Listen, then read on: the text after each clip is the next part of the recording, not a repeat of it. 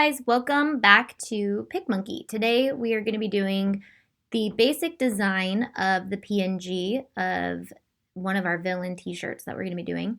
I'm going to design this in PicMonkey, and then I'm going to do two other videos. So this video will just be walking you guys through the actual first steps of designing. I'm going to just design this with you guys. You might learn some stuff just by hanging out and watching me. I'm going to do a Maleficent t-shirt for this one. And then I'm going to, in the next videos, take one of them into Design Space and slice it up so you can see how you can do layers with it. And then I will be taking it into Illustrator and creating it into layers. So if you don't have Illustrator, although this design itself will be available to you guys as a PNG as well as an Illustrator or an SVG. So you guys can use this design, but it's also beneficial for you guys to know how to do this so that you guys can just do this for yourself. If you have Illustrator, you can do it. And then if you don't have Illustrator, you can use Design Space to cut up PNGs in the future.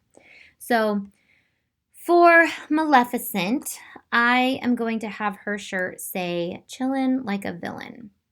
So I love PicMonkey because not only does it allow you to click here under text and use your own fonts, but you can also use their fonts, which during the holidays, they have some really awesome fonts to use. Like they have Mountains of Christmas for Christmas time.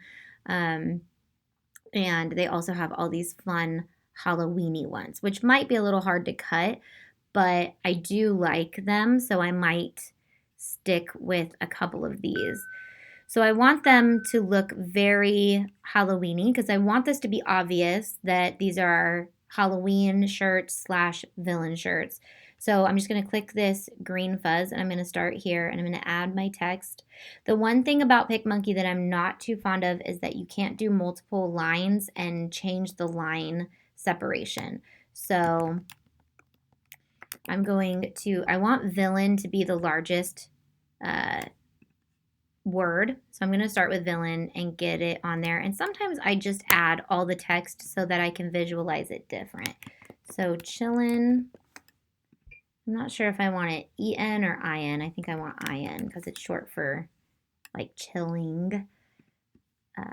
Chillin' like a. And so I'm going to kind of resize it to exactly where I want it. And then if we're going to make these into SVGs in Illustrator, we don't want anything to overlap for this portion. Basically for Design Space, because we're going to have to slice this up. So this is kind of cool if I were to just leave it like this. This would be a really simple design you can do. And I'll show you in a second how to save it as a PNG with a transparent background. But what I want to do is change some of the fonts to something really cool. So this is kind of fun. It has like blood.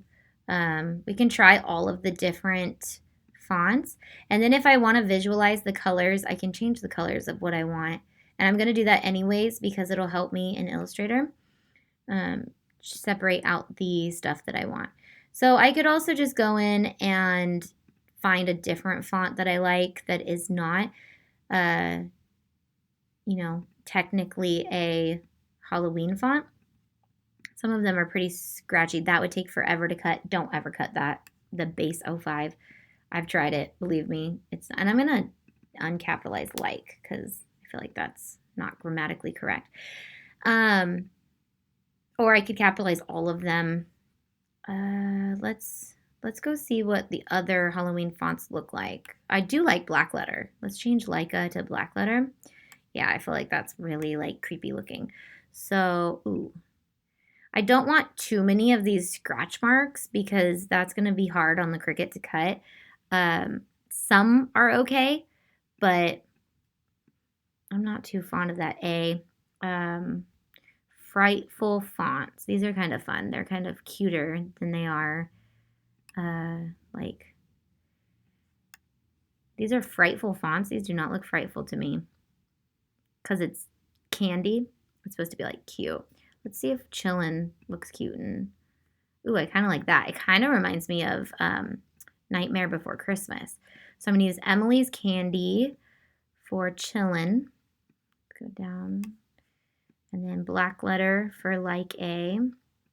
Let's see what black letter looks like if we capitalized all this. It's kind of hard to read. Maybe black letter for villain. And let's change like A. So you can search up here, black letter. Come on, villain. I want you to be black letter. Okay. So something is weird there. Villain. Okay. Oh, well, it looks weird because this is black letter too. Let's do this one. Nope, nope, nope. See, it moves all your, that's kind of cute. I'm not sure how much I like the villain because it's all tall and then it goes down short right here. So I'm wondering, let's make the V on villain a little bit bigger. Yeah. Okay, and then I'm gonna nest like A in here and make like A smaller. You can do it with the size button right here. Chillin' like a villain. See, I wish I mean, I could, let's see what this would look like if I made these smaller. Does that look weird? Maybe just the L's a little bigger. I'm gonna highlight the L's and make them just a tiny bit bigger so they stick up. There we go. I just like the I to end where the A and the N ends. And then maybe Chillin' and like A little bit smaller. And then even the V a little bit bigger. Doesn't want to get any bigger. Okay, so, oh, I like the like A in that little corner. Chillin'. Okay, I'm going to do like a villain, and then I'm going to put a design or something in there. And the cool thing about PicMonkey is they have these little doodads under the butterfly right here. And they have, I believe, Halloween stuff. Let's see. Don't they have, maybe it's under the T. Oh wait, no, not that, not the T. Maybe the apple? Yes, okay, so under the apple, this little icon I think changes its themes.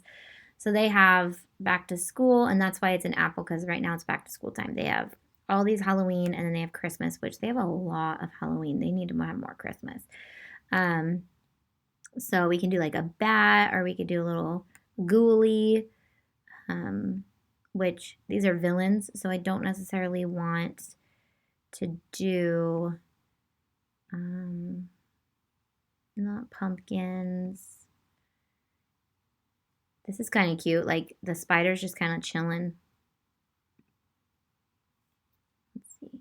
Oh, that'd be cute to have it like hanging off the L like this. Look at that. And it's like chilling like a villain. Oh my gosh, that's so cute. Okay.